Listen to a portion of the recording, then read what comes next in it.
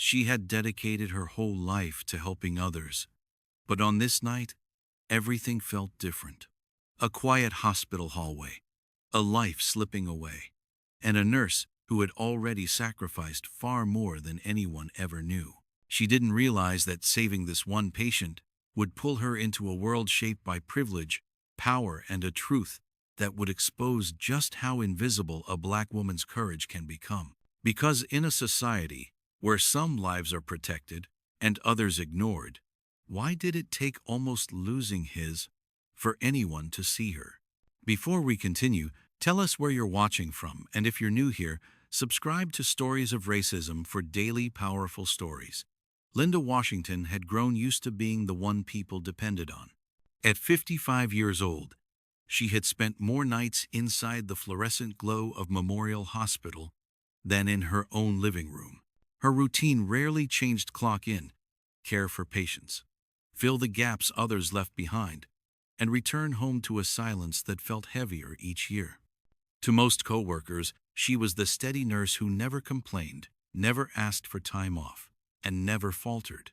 But beneath that calm surface lived a woman who carried exhaustion like a second skin: exhaustion, not just from long shifts, but from years of being overlooked, unheard, and expected to just handle it. Her mornings were quiet, her evenings quieter. A cup of coffee reheated too many times, a living room she barely sat in, a phone that buzzed less and less these days. Her son, Marcus, lived 3 time zones away, buried in work, calling only when he remembered. Friends from years past had families of their own, holiday traditions she was rarely invited into. And no matter how many times she walked into her empty house, it never felt any less empty. But at the hospital there, at least she mattered. Or she told herself she did. On this particular December evening, snow drifted gently across the city, settling on rooftops and dim streetlights. Inside the hospital break room, Linda stood with a hand wrapped around a lukewarm mug, listening as a younger nurse anxiously explained how desperately she needed Christmas Eve off, a visit to her husband's family, a grandmother in her 90s, a holiday that mattered. And like she always did, Linda nodded, offered a warm smile, and said, "Go home, be with your family." She didn't mention that it would be her 10th Christmas spent working a night shift. She didn't mention that her son hadn't come home in 4 years. She didn't mention the weight she carried each December, pretending the holiday spirit didn't sting. She simply let the younger woman hug her and leave with gratitude glowing on her face. That was the thing about Linda: she had become everyone's answer, everyone's solution, everyone's steady rock, except her own. As she walked down the hallway, past the twinkling garlands taped to door frames, she caught glimpses of families visiting loved ones, children laughing, spouses embracing, siblings sharing snacks and stories, little moments of connection that warmed the sterile air. Linda paused by the large window overlooking the city. Snowflakes swirled in clusters, sticking to the glass like tiny frozen stars. For a moment, she imagined what it might feel like to come home to someone waiting for her. A warm voice, a shared meal, a simple, "I'm glad you're here." But these thoughts faded as quickly as they came. She turned back to the nurse's station, slipping seamlessly into the rhythm of her work, the familiar pace that kept her from thinking too deeply about the quiet ache beneath her ribs. Yet tonight something felt different. Not wrong, not yet, just different. The hospital was unusually still for a holiday weekend. The air held a kind of silence that felt too sharp, too expectant. And as Linda charted updates and adjusted IV machines, she felt a faint hum under her skin, a sense that something was moving toward her, something she couldn't quite name. It wasn't just exhaustion. She knew exhaustion intimately. This was something else. A shift in the air, a tick in her pulse, a whisper of tension she couldn't explain. Down the hall, a paramedic radio crackled, the sound brief but startling in the quiet. A security guard walked by with a furrowed brow, glancing toward the entrance as if waiting for something. Even the emergency intercom seemed to hover in silence, as though holding its breath. Linda tried to shake the feeling. She organized supplies, checked vitals, made her rounds, the same tasks she'd done for years. But every step carried an edge of anticipation, as if the night itself was building towards something she couldn't yet see. Outside, snow continued falling in thick, steady sheets, blanketing the streets in white. Inside, Linda moved through the dim hallways, unaware that this Christmas Eve, the one she'd agreed to work without hesitation, would collide with a moment that would push her beyond every sacrifice she had ever made. A moment that would reveal just how deeply the world measured people differently, a moment that would change everything she thought she knew about service, about worth, and about herself.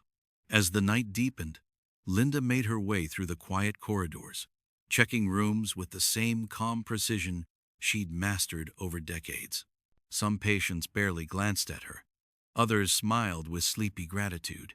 And a few, especially the ones who saw only her skin before her scrubs, looked through her like she was invisible.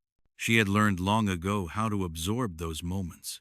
The subtle dismissals, the impatient tones saved only for her. The way some people trusted everyone but the black nurse. It no longer surprised her, but it still stung, quietly, the way cold air stings skin that's been exposed too long. She carried it all silently. Because Linda wasn't just a nurse. She was a black woman in a system that praised her work but rarely saw her worth. A system where she was expected to give endlessly, yet receive so little in return. At 9 p.m., she found herself standing again at the large window, watching snow gather along the sidewalk below. Her reflection stared back tired eyes, silver-streaked hair, the weight of years spent carrying more than anyone knew. Behind her, the intercom crackled again, just a brief burst of static this time. But it was enough to make her turn. The quiet was thinning. Something was coming. She could feel it. A small vibration buzzed in her pocket. Her phone. She pulled it out. Hopeful, but of course, it wasn't a call. Just an automated reminder for an appointment she'd forgotten she made. Still no word from Marcus. Still silence on a night when families leaned closer. Linda exhaled slowly. She didn't know that her life, so predictable, so controlled, was only minutes away from colliding with a moment that would test every part of her strength.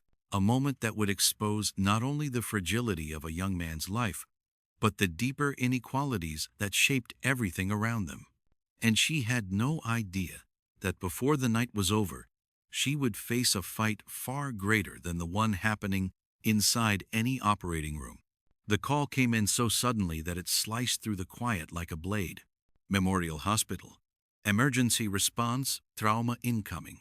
ATA 4 minutes. The words echoed through the hall, bouncing off sterile walls and snapping Linda into motion. The stillness of the night evaporated instantly. The floor seemed to shift beneath her feet as she hurried toward the trauma bay, gathering gloves, adjusting equipment, signaling to Dr. Reynolds that something serious was coming. But the moment Linda stepped into the trauma room, she felt something else, something heavy, something familiar in a way she wished it wasn't. The security team was already gathering near the doors, their posture tense. The paramedic's voice over the radio grew sharper. A male patient, young, unconscious. Severe trauma, they repeated. Possible internal bleeding. Rapid decline. But beneath the clinical words, Linda sensed another layer of voices, sounding too rushed, too defensive, too on edge. She recognized it instantly. The tone emergency workers used when the victim didn't seem like the kind of person who belonged in trouble. A tone she had heard too many times, especially when the patient was young, white, well-dressed, the kind society protected without hesitation. And she felt the pressure settle on her shoulders, because she knew what that meant for her. When the doors burst open, everything happened fast. Paramedics pushing the gurney, shouting vitals, blood soaking through the patient's shirt. The man on the stretcher looked barely older than her son, his skin pale beneath streaks of blood. His clothes expensive, though torn, his breathing shallow. The moment Linda stepped forward, ready to take the lead, one of the paramedics hesitated. His eyes flicked toward her, then toward Dr. Reynolds, then back to her again. A tiny pause, barely noticeable, but she felt it.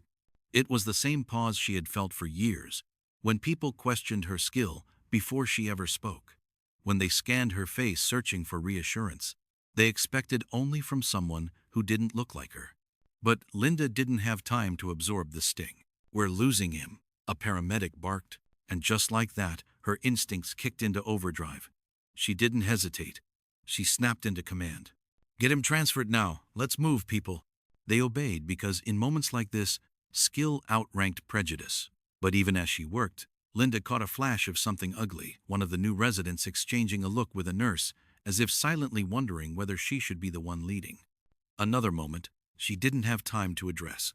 Within minutes, they were battling to keep the young man alive. Machines beeped rapidly. Blood pressure numbers plummeted. Linda's heartbeat matched the rhythm of the monitors as she applied pressure, guided tools, prepared the crash cart. The patient's phone fell from the gurney, cracking against the floor. The screen lit up with a family photo, a smiling couple, arms wrapped around this same young man. Someone was waiting for him. Someone who had no idea he was slipping away. And something inside Linda twisted. This could have been anyone's son. It could have been Marcus. It could have been the call she dreaded every night. But as she worked, she sensed tension building behind her. Whispered voices. A resident muttering something about letting Dr. Reynolds take over. A paramedic questioning whether the more experienced surgeon should lead. They weren't questioning her skill. They were questioning her. She kept her eyes forward. She didn't blink. She had no room to be distracted. But she heard it. She always heard it. When the young man lost his pulse, chaos erupted. His heart flatlined. Dr. Reynolds barked orders. The team stepped back. Linda grabbed the defibrillator paddles. And then another hesitation. Should someone else? The resident began. Someone else, meaning someone not black. Someone they trusted more simply because of the way they looked. Linda didn't even turn her head. "Charging to 200, she said, voice unshakable. And when that didn't work, charging to 300? The disbelief in the room was palpable. They had expected failure. They always did. But with sweat dripping down her temple, with her arms shaking, with every part of her screaming in exhaustion, she refused to let him die. Not tonight. Not like this. Not with prejudice hovering like a shadow over her every move. She fought harder than she had fought for any patient in years. She pushed through numb arms, pushed through doubts that were never hers to carry, pushed through the weight of being underestimated her entire career. And finally, a blip, a rhythm, a heartbeat returning. A miracle she dragged back into existence. But instead of the admiration she'd earned, the resident sighed, as if relieved she'd succeeded, not proud, not grateful. Just relieved he didn't have to explain why the experienced black nurse hadn't been allowed to do her job. Still, Linda stepped back, shaking, breathless, heart-pounding. "You brought him back," Dr. Reynolds whispered. But Linda barely heard her, because even in victory, she felt the invisible wounds, the ones that came not from the trauma room, but from the world that scrutinized her harder, doubted her faster, and judged her before she ever opened her mouth. After the surgery, she slipped into the hallway and leaned against the wall, letting herself breathe for the first time in nearly an hour. But the night was far from over. Hours later, when the patient Ethan was stable in the ICU, Linda went to check on him. The room was dark except for soft beeping and snow drifting past the window. She adjusted his blankets, checked his vitals, whispered encouragement. Then she heard voices, sharp, urgent, approaching fast. A woman burst through the doors, followed by a man. Their eyes locked onto the patient. "My son!" the woman cried. Linda stepped back to give them space, but something in the woman's expression shifted the moment she noticed Linda standing beside the bed. A pause, a flicker of uncertainty, the slightest tightening of her jaw. Another wound, another reminder, another moment of being judged without cause. But when the woman learned Linda had saved her son's life, everything changed. Gratitude poured out. Tears, trembling hands, desperation, love. Yet even then, even in her gratitude, the woman instinctively turned toward Dr. Reynolds for updates. overlooking Linda again and again until she was reminded who had kept Ethan alive. The pattern cut deep. Moments of relief overshadowed by reflexive doubt, moments of praise filtered through discomfort, moments of appreciation tangled with unconscious bias. And as Linda stepped quietly out of the room, she saw something through the window that made her chest ache. Ethan's parents clutching his hands, leaning over him, whispering love, fear, hope, a kind of love she hadn't felt in years, a kind of presence she longed for. A kind of family she kept saving for others, but no one ever saved for her. She backed away, heart heavy, pulse unsteady. But just as she turned the corner, she heard something that froze her in place. A fragment of a conversation, a murmured sentence not meant for her ears. "I'm surprised she handled it so well. You know how they get under pressure. They. The words slammed into her like a punch.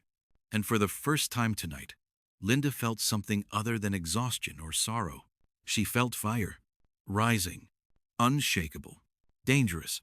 She turned sharply, but the voices stopped. The hallway went still, and in that suffocating silence, she realized something. This wasn't just another night. This wasn't just another patient. This wasn't just another moment of being underestimated. Something bigger was unfolding. Something that would force her to confront not only the system she'd served her entire life, but the truth of how deeply she had been unseen within it. And the night was far from over. Linda stood in the dim hallway long after the whispered insult faded. The sting of that single word they pressed into her chest like a bruise forming beneath the skin. It wasn't new. It wasn't even surprising. But tonight, after everything she'd given, after fighting to bring a stranger back from the brink of death, it cut deeper than she expected. She steadied herself with a slow breath, pushing away the heat rising behind her eyes. She had learned long ago that hospitals had two kinds of emergencies: the medical ones that sent alarms blaring, and the silent ones that chipped away at people like her, piece by piece, year after year. She could handle the first. The second, she had no choice but to survive it. But the night wasn't done testing her. When Linda returned to the nurse's station, she found two security officers standing there rigid, alert, scanning the room with suspicion. One of them held a clipboard. The other rested his hand on his belt, as if anticipating trouble. "What's going on?" Linda asked. The older guard cleared his throat. "We're tightening ICU access. The patient you brought in, Ethan Brooks, he's the son of the Brooks Foundation chairman. High-profile family. Billionaire level. We need to make sure no unauthorized people get near him." Linda blinked. "So why are you telling me?" The guard hesitated. Then came that look, the same one she'd seen in stores, in airports, in neighborhoods where people assumed she didn't belong. A look that measured her not by her badge or her experience, but by her skin. "We just need to confirm everyone entering his area is cleared," he said carefully. "No exceptions." "Everyone?" Linda pressed. "Or just me?" The guard stiffened. "We're following protocol." But she knew better. Protocol didn't involve officers hovering only when she walked by. Protocol didn't involve whispering into radios the second she approached the ICU doors. Protocol didn't involve watching her hands as if she might steal something instead of save someone. She swallowed her frustration. Not here. Not now. Not with a young man's life hanging in the balance. She signed the sheet. But when she handed the clipboard back, one guard double-checked her name slowly, deliberately, as if waiting for her to slip up. Linda felt the old, familiar burn in her chest. The burn of being treated like a threat in the same building where she'd given half her life. Still, she returned to work. That was what she did. But the night kept unraveling. When Linda went to check Ethan's vitals again, she found two unfamiliar nurses inside, both assigned last minute from another floor. They froze when they saw her. One of them whispered something the moment she turned her back. Then the other moved to block the monitor. Subtle, but intentional. She approached calmly. "Step aside. I need the latest readout." The nurse hesitated.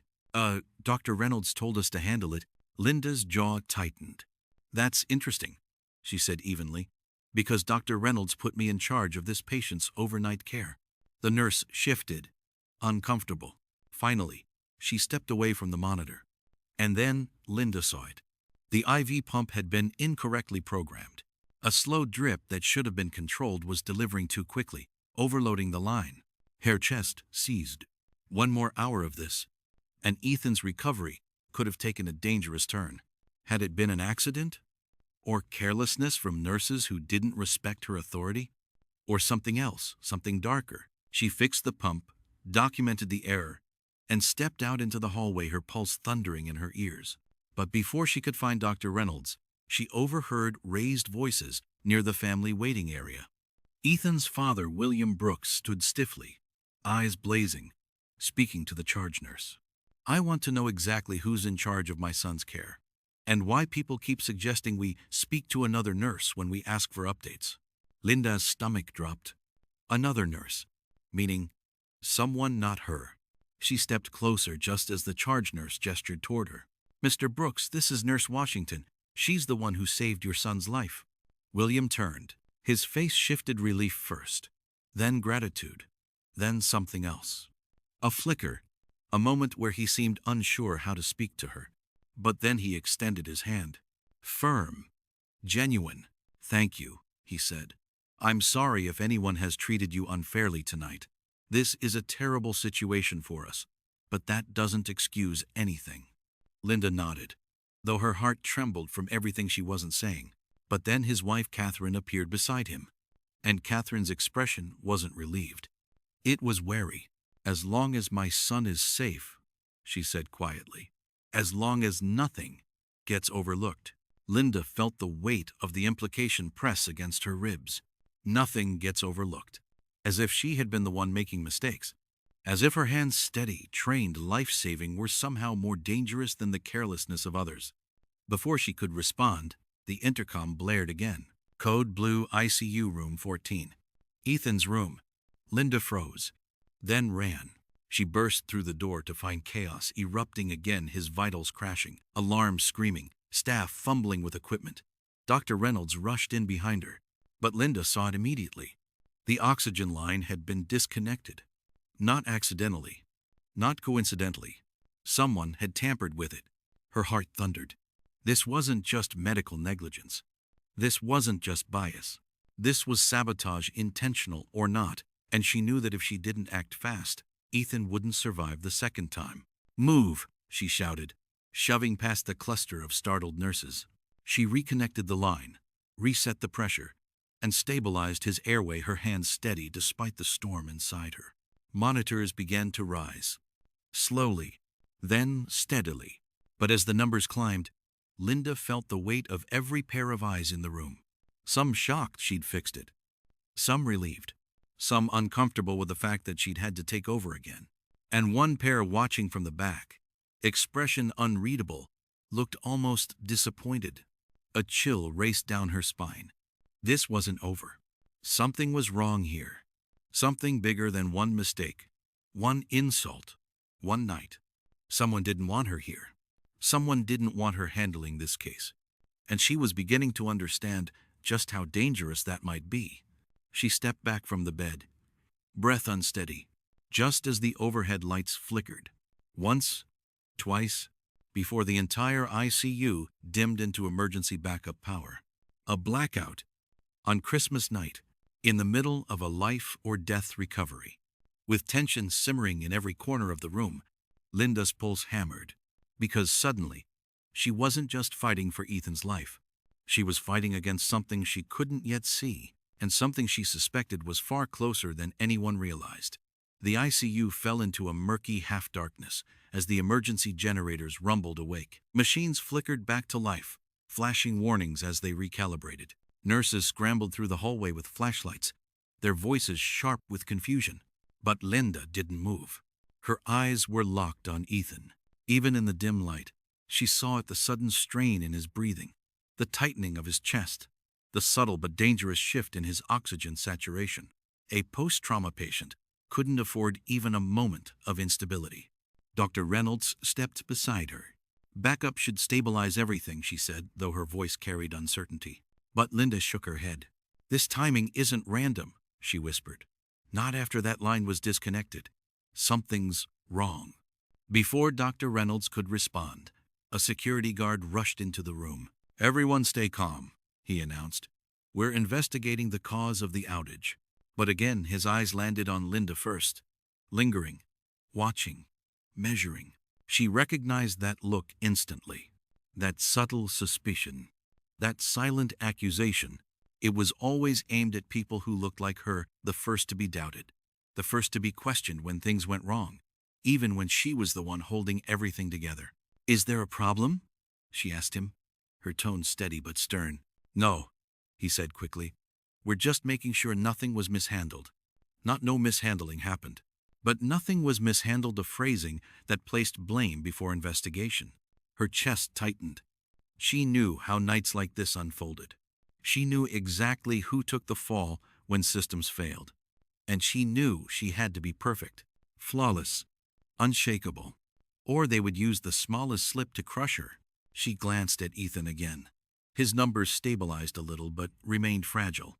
His breathing was shallow, his skin pale, his chest rising unevenly. In the corner of the room, one of the float nurses hovered near the doorway, arms crossed, expression stiff. She wasn't helping, wasn't offering support, just watching, evaluating, waiting for her to fail. Linda felt her pulse throb at her temples. The racism tonight wasn't loud. It wasn't shouted. It wasn't blatant. It was quiet, subtle, insidious. The kind that whispered behind her back. The kind that questioned her competence in shadows. The kind that tried to push her out of rooms where she had earned the right to be. The kind that killed careers slowly. But tonight, it was threatening to kill something far more immediate. The blackout stretched on longer than it should have. Too long, and suddenly, alarms shrieked again, sharp, piercing, warning of a drop in Ethan's oxygen levels. "He's declining again!" the resident shouted. Linda moved before anyone else. But once again, a nurse stepped in front of her, blocking her path. "Let the trauma team handle it," she said.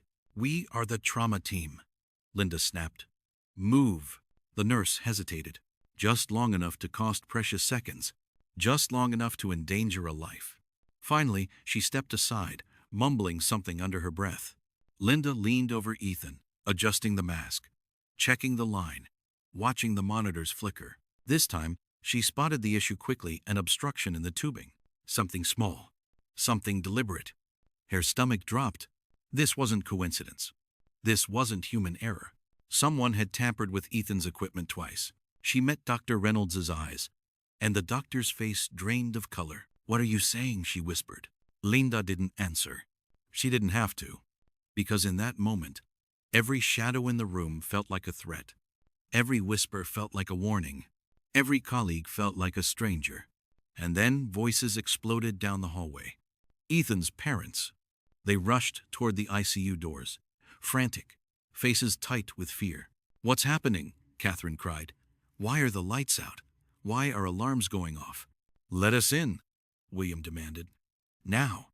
The security guard, flustered, looked from them to Linda, to the room where chaos simmered. And then something happened that made Linda's blood run cold. The guard stepped directly into her path. "You need to step back," he said. "We can't have any unauthorized interference." Linda stared at him. "Unauthorized?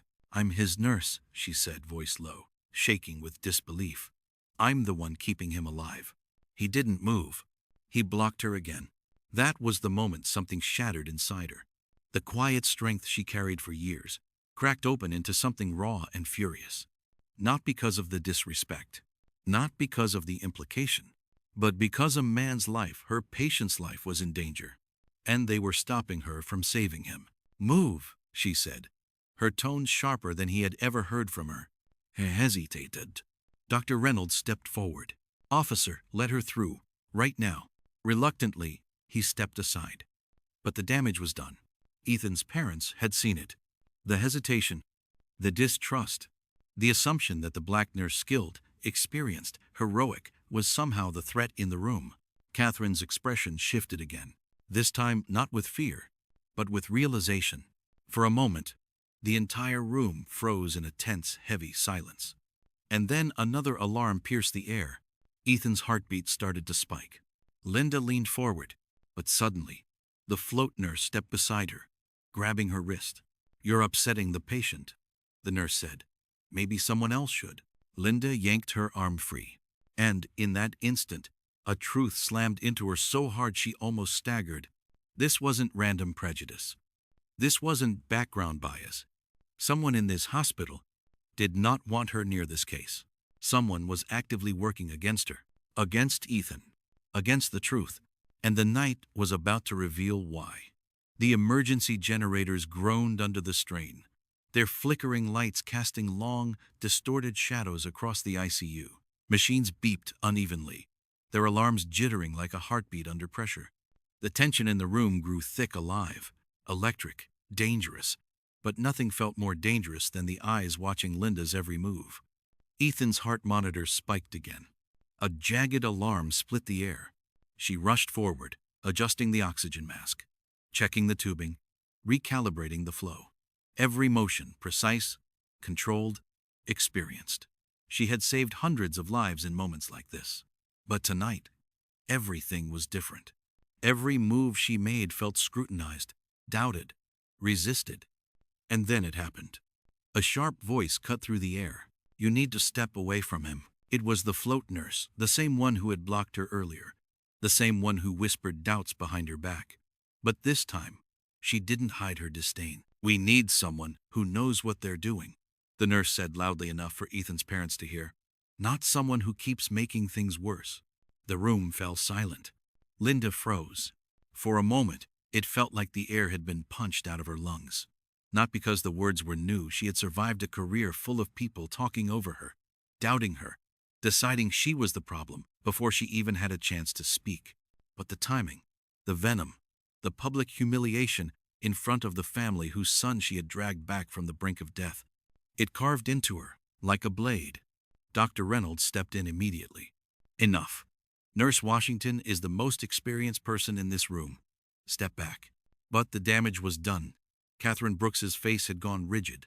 Her eyes swung between Linda and her son, worry twisting into suspicion. Although she tried to hide it, Linda saw the shift, the tightening jaw, the furrowed brow, the shadow of doubt rising like a storm cloud. "Why were the machines malfunctioning?" Catherine demanded, voice trembling.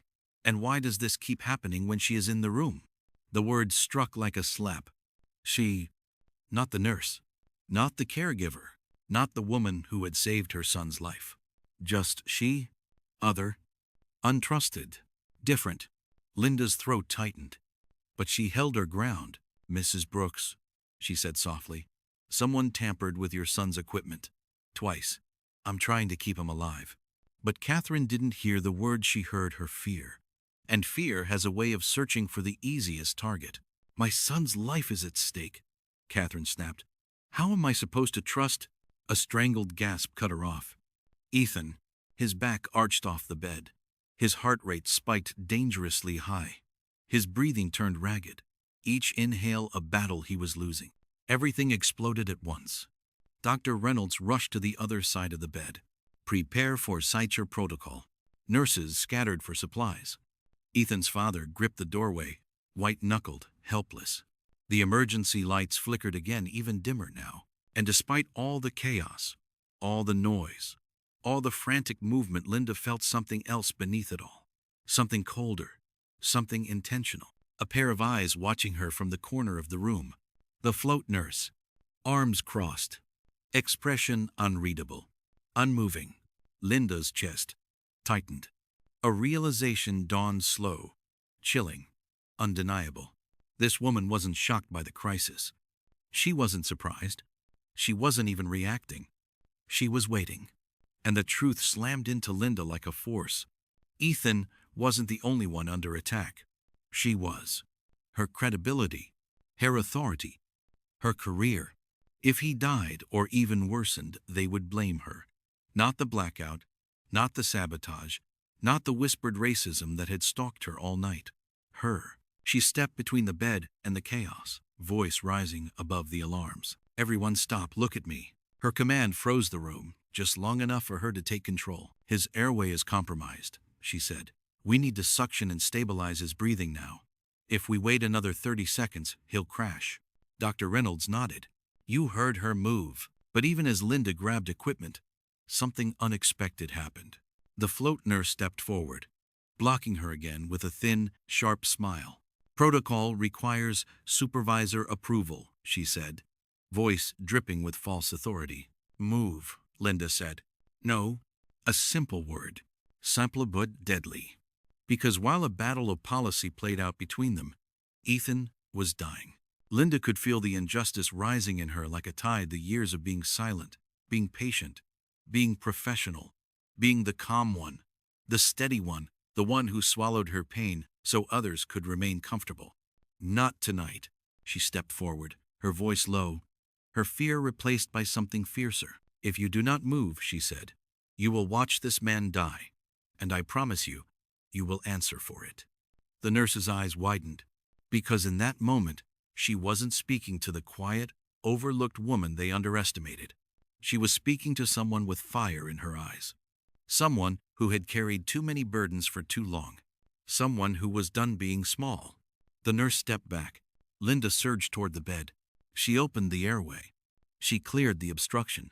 She guided oxygen back into his lungs. She watched the monitors shaking, praying, fighting. Slowly, agonizingly slowly, Ethan's numbers began to stabilize. His back relaxed. His breathing steadied. His heart rate softened into a normal rhythm. A wave of relief washed over the room.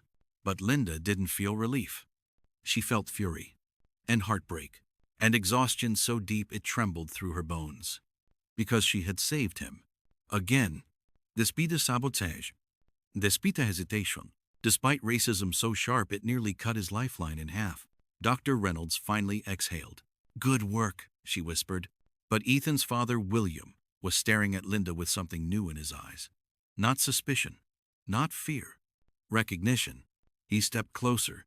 What happened here? He asked quietly. Before Linda could answer, Catherine's voice sliced through the air. She nearly let him die again. The accusation slammed into the room like thunder. Linda's breath caught. Dr. Reynolds spun toward Catherine. That is not what happened. But Catherine wasn't listening. Fear had twisted into anger, and anger needed a target. She pushed past staff. She keeps touching the machines. She is... Linda finally broke. I am the reason your son is alive. The room went still. Her voice trembled, but not with weakness. With truth. With pain. With decades of carrying more blame, doubt, and criticism than anyone should. I fought for him when his heart stopped. I fought for him when others hesitated. I fought for him when people doubted me because of the way I look. And I fought again tonight while someone tampered with his equipment. A gasp filled the room. William's eyes widened. Dr. Reynolds froze. Even the float nurse blanched. But Catherine stepped back, face tight with something between disbelief and denial. You're saying someone tried to hurt my son? I am saying someone tried to undermine me. And your son nearly paid the price. The air thickened with tension. Linda stepped back from the bed. She could feel her hands trembling. Not from fear, but from the weight of everything she had carried alone. Then, without warning, a sound cut across the ICU. A small, sharp click. Everyone turned. At the far wall, a security camera's red light blinked back to life. The power was returning, and Linda felt her stomach drop. Because if the cameras were back on, they had recorded everything. The hesitation, the sabotage, the accusations, the truth. This night was no longer just a battle in a dark room. It had become evidence. And when the footage came to light, someone's life, someone's reputation, someone's future would change forever. But whose? Linda didn't know. Not yet. But she could feel it. Everything was about to break open. The tiny red light on the security camera blinked steadily, innocent and unassuming, yet it felt like a spotlight aimed directly at Linda's chest. Everyone stared at it, realization dawning across their faces like a slow, burning sunrise. Whatever happened next, whatever truth came out, there would be a record of it. The float nurse's face drained of color. She shifted her weight, stepped back into the corner, eyes darting anywhere but toward Linda. For the first time all night, she looked afraid. Dr. Reynolds's lips parted slightly as possibilities raced through her mind. Sabotage, negligence, blame, Racism. She didn't say any of it aloud, but her eyes were wide with the knowledge that something catastrophic had nearly unfolded, something that could dismantle careers. Meanwhile, Ethan's parents remained frozen in place. William's gaze flicked from Linda to the machines, to the other staff, back to Linda. The pieces were clicking painfully, slowly into place. Doubt and guilt warred in his expression. But Catherine's voice shattered the silence. "Footage or not," she said, her tone trembling with equal parts fear and stubbornness. "I want her removed from my son's case." Linda felt the words hit her like a blow. Removed. After saving him, after fighting for him, after being sabotaged in front of everyone. Even now, in the face of evidence, Catherine couldn't see the truth because fear wrapped itself tighter around bias than logic ever could. Dr. Reynolds stepped forward sharply. "Mrs. Brooks, you do not have the authority to—" "My son could have died," Catherine screamed, grief finally spilling into hysteria. "Don't you understand? Someone keeps making mistakes. Someone keeps touching his equipment. Someone keeps—" "Saving him," William interrupted quietly. Catherine spun toward him, but William didn't look away. He didn't flinch. He didn't soften. His jaw was set with something firm and grounded, something that had grown stronger with every second he watched Linda fight for their son, while others hesitated. "Kath," he said, voice low, "if she hadn't been here twice, our son would be dead." The truth landed heavy on the room. Catherine's breath caught. She opened her mouth, closed it, shook her head as tears welled in her eyes. Her fear was justified. Her bias wasn't. But fear doesn't surrender easily. I'm scared," she whispered. "And I don't know her." The meaning behind the words sank deep. I don't know her. I don't trust her. I don't understand her. I don't see her. Linda swallowed hard, suddenly aware of how tight her chest felt, how the entire night had piled onto her shoulders until she was bent beneath the weight of it. Being unseen was one kind of pain, but being seen only through prejudice, that was a different wound entirely. Dr. Reynolds stepped closer to Catherine, her tone softening but firm. "You're scared because you almost lost your son. But Nurse Washington is not the danger here." All eyes turned to the float nurse in the corner. She took a step back. I didn't do anything wrong," she stammered. "The blackout, it confused everyone. I followed protocol." Linda looked at her, really looked, and felt her stomach twist. The woman's hands were trembling. Her eyes darted toward the exit. Her breathing quickened. Guilt wasn't always loud. Sometimes it shook quietly inside a person until they couldn't hold themselves still.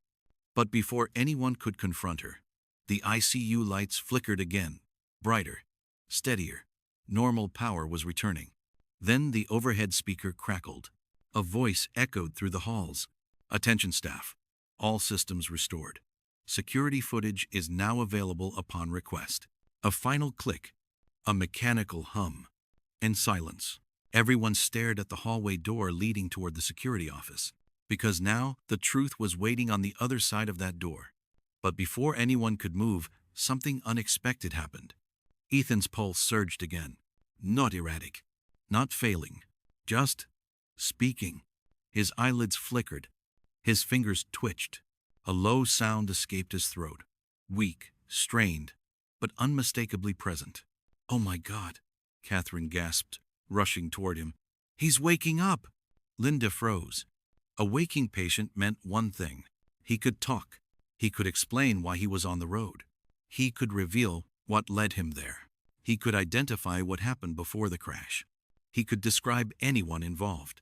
He could help unravel everything, including the people who didn't want him to survive. Ethan's lips parted. His voice was barely a whisper. "Mom, Dad." Both parents leaned in, sobbing, clutching his hands. Linda stepped back, letting the family crowd around him. She wanted to feel relief, joy even, but something gnawed at her. Because in the middle of that emotional moment, while everyone's attention was on Ethan, the float nurse slipped quietly toward the door. Not a word, not a glance, just a silent retreat toward the one place where the truth waited. Linda's instincts ignited. "Dr. Reynolds," she whispered, her voice sharp with urgency. "She's leaving." Dr. Reynolds followed her gaze and her eyes widened. Because suddenly, this wasn't just a medical emergency. It wasn't just a night of racism and sabotage. It wasn't just a battle for respect. Someone was trying to get ahead of the truth. Someone was trying to rewrite the narrative before the footage could expose them. Someone was trying to save themselves. The float nurse pushed through the door. Linda felt adrenaline surge through her body. She didn't hesitate. She followed, because this night wasn't finished. Not for Ethan. Not for the Brooks family. Not for the hospital. And not for her. Something was waiting in that hallway.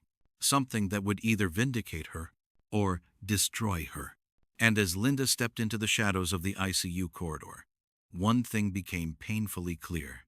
The real fight was just beginning. The hallway outside the ICU was dim and unnervingly quiet, illuminated only by the emergency exit signs and the faint hum of restored electricity. The sterile scent of disinfectant hung thick in the air. Every footstep Linda took echoed sharply, as if the hospital itself were holding its breath. Ahead of her, the float nurse moved quickly, but not quickly enough to outrun the weight of her own guilt. She cast glances over her shoulder, jittery and panicked. Her movements jerky, the way people move when their nerves have snapped and the truth presses too hard against their conscience. Linda followed, not running, not shouting, but with a steady, unshakable resolve. She wasn't chasing revenge. She wasn't chasing validation. She was chasing clarity, justice, truth. For Ethan, for herself, for every moment she'd been underestimated, dismissed, or doubted. The nurse turned a corner, nearly colliding with a cart, and hurried toward the security office, its door partially open, light spilling into the hallway. Linda's heart quickened. If the nurse got there first, if she erased footage, if she changed the logs, if she fabricated a story, everything could shift. Everything could crumble. Everything Linda had fought for tonight could be twisted into a weapon against her. She quickened her pace. "Stop!" she called out, not loudly but firmly, her voice slicing through the quiet like a command. The nurse froze mid-step. For a moment, neither of them moved. The only sound was the distant beep of the ICU monitors down the hall. Then slowly, the nurse turned around. Her face was pale, her eyes red-rimmed, her lips trembled. "What are you doing?" Linda asked softly, though her voice carried the weight of everything she had endured tonight. The nurse swallowed hard. I needed to check the footage, that's all. You needed to get to it before anyone else did." It wasn't a question. It was the truth laid bare between them. The nurse's chin quivered. "You don't understand." Linda stepped closer, her calm presence a stark contrast to the storm brewing in the other woman's eyes. "Then help me," Linda said quietly. "Make me understand." The nurse blinked rapidly, tears spilling onto her cheeks. She ran a trembling hand through her hair. "I didn't mean for things to go this far," she whispered. "I swear I didn't. It just happened so fast." Linda waited. Silence was sometimes the only way to draw the truth out. The woman hesitated again before speaking, her voice cracking under the weight of her confession. "I heard the Brooks family was coming," she said. "I knew who they were. Everybody does. And I thought, if I handled the case, if I impressed them, it could mean something for my career." Linda's stomach twisted. "And me?" she asked. "What was your plan with me?" The nurse's face crumpled. "I didn't want to hurt the patient. I needed you out of the way. You get all the praise in this hospital. Everyone respects you. And I thought maybe if you messed up, even a little, people would stop acting like you're perfect." The words slashed through the air. Not just jealousy, resentment, and anger born not from Linda's mistakes, but from her competence, her excellence, her presence. "And because I'm black," Linda said softly, "it's easier to believe I don't belong in the spotlight." The nurse flinched as if struck. "I never said that. You didn't have to." Tears streamed down the nurse's cheeks now, uncontrollable. "I shouldn't have touched the tubing," she whispered. "I shouldn't have interfered. I didn't think it would hurt him. I just needed Dr. Reynolds to doubt you. Just enough so she'd put me in charge." Linda felt something inside her break, not with anger, but with grief. Because this wasn't the first time, and it wouldn't be the last. Racism wasn't always loud. Often, it hid in ambition. in insecurity, in the places where people justified terrible choices because the system whispered they could. You nearly cost a man his life, Linda said, her voice shaking, because you wanted attention. The nurse covered her face with her hands, sobbing. I'm sorry, she choked. I'm so sorry. But if the footage gets out, my career is over. Please, don't let them destroy me. Linda took a slow breath, and for the first time tonight, she felt something shift inside her. This wasn't about punishment. This wasn't about vengeance. This was about a lifetime of being the one expected to forgive, to endure, to swallow pain quietly, so the world could stay comfortable. But not tonight. You need to come with me, Linda said. We're going to the ICU, and you are going to tell them what happened. No, the nurse whispered, stepping back. I can't do that. If you don't, Linda said, the footage will, and the consequences will be far worse. The nurse shook her head wildly. I won't survive this. Linda's eyes hardened, not cruel, but resolute. Neither will Ethan, the next time someone doubts me. A heavy silence filled the hallway. Then, before either woman could say another word, a voice echoed from behind them. Is there something you'd like to confess? They turned, standing in the hallway, arms crossed, face unreadable, was William Brooks. His expression was no longer clouded by fear, no longer twisted by grief, no longer softened by hope. It was sharp, clear, controlled, and every ounce of it focused on them. Linda felt her pulse hammer. Because now, the truth wasn't just between her and the nurse. A billionaire father, whose son she had saved twice tonight, had heard enough to change everything. The hallway held its breath. The nurse trembled. And Linda stood taller than she had all night. Because finally, the world was watching. For a long moment, none of them spoke. The dim hallway felt like a suspended world, one where time held still just long enough for truth to finally catch up with every lie, every doubt, every unspoken prejudice lingering in the air. William Brooks stepped closer, his expression grave, his hands clasped tightly in front of him. He had heard enough to know that what happened tonight wasn't an accident, not entirely. It wasn't just a malfunctioning machine or a chaotic emergency. It was something older, deeper, more corrosive. Something that lived quietly in institutions that claimed to be neutral. Something that could turn a split-second hesitation into a death sentence. He looked between the trembling nurse and the woman who had saved his son twice in one night. Tell me, he said quietly, what exactly happened here? The float nurse's voice cracked open like thin ice. I didn't mean to hurt him. I just wanted to be noticed. I wanted a chance to prove myself. And so you undermined her? William asked, nodding toward Linda. Fresh tears spilled down her face. I didn't think it would go that far. I swear I didn't. But William had been alive long enough to recognize when someone wasn't telling the full truth. His voice dropped even lower. You touched his equipment. A nod. Weak, shameful, barely there. You blocked her. Another nod. And you let my son's life dangle because you were jealous? The words hit the nurse as though they physically struck her. She covered her face with her hands. I didn't think. That's the problem, William said gently but firmly. You didn't think, because you assumed the consequences would fall on someone else. Someone like her. His gaze drifted to Linda, and something inside him shifted, something Catherine had not yet reached. Something deep and honest that had been hidden beneath the shock of nearly losing his child. He saw Linda fully for the first time. Not as the nurse, not as the background worker, not as the person they overlooked in their panic, but as the woman who had held his son's heart in her hands, pressed life back into him, guarded him while others questioned her right to stand beside a bed she had earned through decades of service. He stepped toward her. Nurse Washington, he said softly, I need to thank you properly, not just for saving Ethan, but for standing up to something most people never acknowledge. But Linda's voice was quiet, tired, honest. Thank me later, she said. Right now, the truth needs to go into that room where your son is waking up. He deserves to know he wasn't alone tonight, and he deserves to live in a world where this doesn't happen to someone else. She turned to the float nurse. You're coming with us. The nurse's shoulders collapsed. She nodded, slow, trembling, defeated. Together they walked back through the hallway, the weight of the night pressing down with each step. The emergency lights had steadied now, no longer flickering. The hospital hummed with restored energy, but the air felt different, thicker somehow, heavier with everything the darkness had revealed. Inside the ICU, Ethan was awake, groggy, trying to fight through the medicated haze. Catherine clutched his hand like she was holding on to the last thread keeping her world intact. Dr. Reynolds monitored his vitals with a careful eye.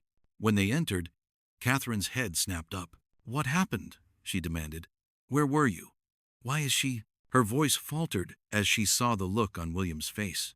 Serious, resolved, older, somehow, than he had been just moments before. "Kath," he said, "we need to listen."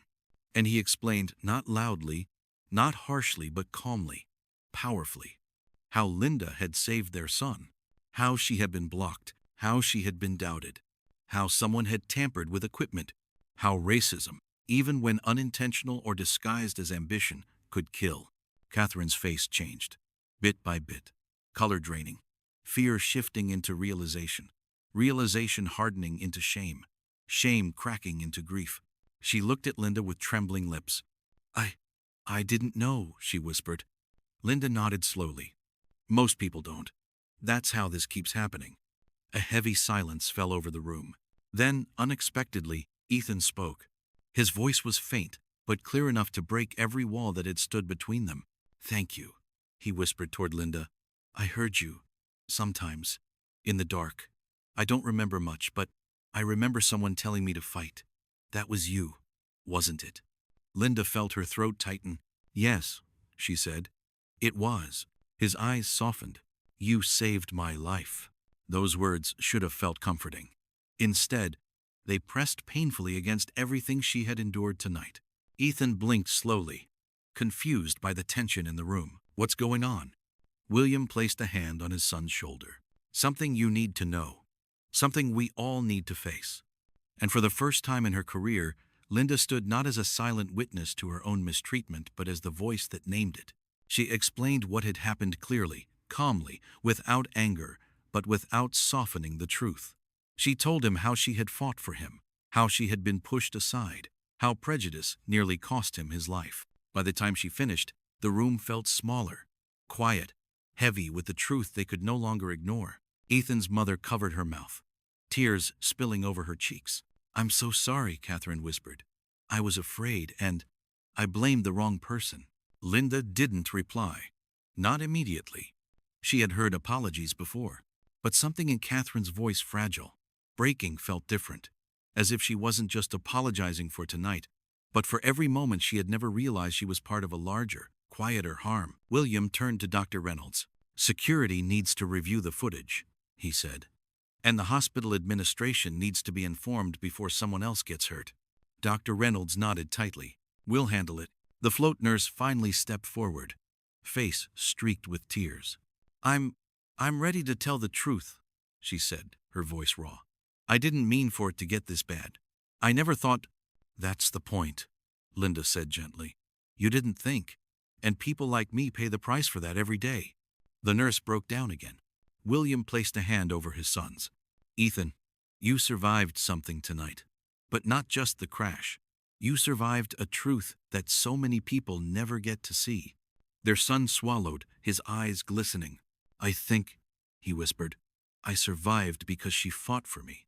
Linda didn't look away. "And I fought because your life mattered," she said softly. "Just like every patient's. But not everyone sees my life the same way."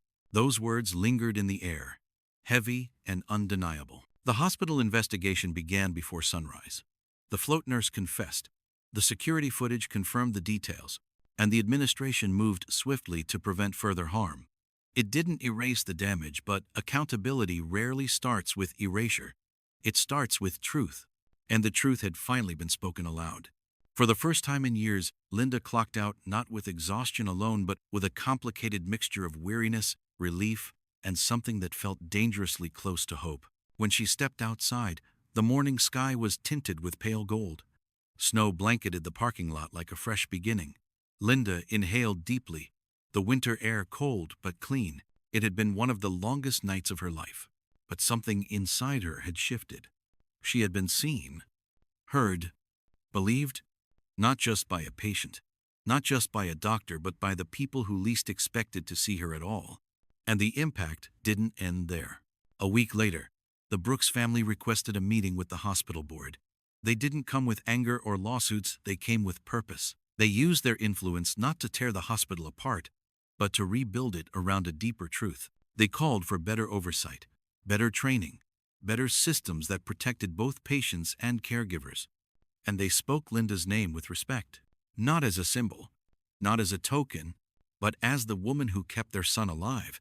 In the weeks that followed, Linda received messages from coworkers who had never acknowledged the microaggressions she faced. People who had been silent began to step forward. Even her son Marcus flew home, really home for the first time in years. He hugged her tightly, guilt and love tangled together. "I'm sorry I wasn't around," he whispered. "You deserve so much more than what you've been given." Linda didn't respond right away. She just held him, feeling the warmth of family for the first time in far too long. Ethan visited her too, walking into the hospital proudly, a small bouquet in hand, gratitude written across his recovering smile. "You saved more than my life," he said. "You opened my eyes." But Linda knew this wasn't just her story. It was a story that echoed in hospitals, offices, schools, and streets all across the world. A story of quiet battles fought in silent corners. A story of excellence questioned before it's acknowledged. A story of people forced to prove their humanity in places where it should have never been doubted. And the impact didn't end with her, because when racism hides in the shadows, it grows. But when it is exposed, when it is named, it loses the power of invisibility. Linda's voice, Ethan's survival, the Brooks family's awakening, all of it became part of a larger truth, a truth the world can no longer afford to ignore. And as Linda walked out of the hospital weeks later, snow melting into the first warmth of spring, she wondered, how many more lives must be risked? How many more voices must be silenced? How many more hearts must break before the world finally understands that equal life deserves equal respect? Because tonight, she saved a life. But every day, people like her save much more. They save a system from collapsing under its own injustice. The question now is, will the world let them? Or will it take another night like this one before someone finally listens?